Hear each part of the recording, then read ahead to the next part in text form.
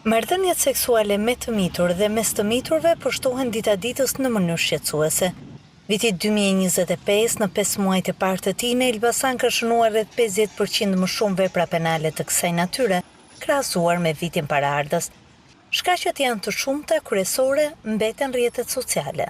Për vitin 2025, edhe pse si vit nuk ka përfunduar ende, për vetëm këto muaj, deri më tani, kemi një shtim të rasteve krahasuar me vitin 2024 dhe 2023 për marrëdhëniet seksuale mes të miturve.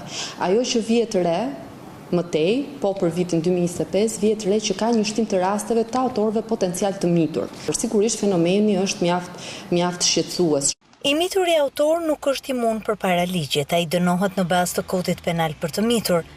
Por në këto kushte ka ardhur koha për fushata sensibilizuese për edukim seksual, por edhe informim ligjor. Kodi i drejtësisë penale për të mitur parashikon të gjitha dënimet apo edhe masa shtrënguese që mund të merren ndaj autorëve të mitur dhe me të mitur kodi i drejtësisë penale për të mitur parashikon deri në moshën 18 vjeç. Vlerësoj rritjen e aktivizimit të mësuesve, psikologëve të shkollës, do të vlerësoja gjithashtu që të parashikohej një kurrikull edukimi seksual në përshtatje me moshën e të miturve sigurisht, por duhet që të bëhet një gjë e tillë dhe sigurisht roli kryesor është i prindit.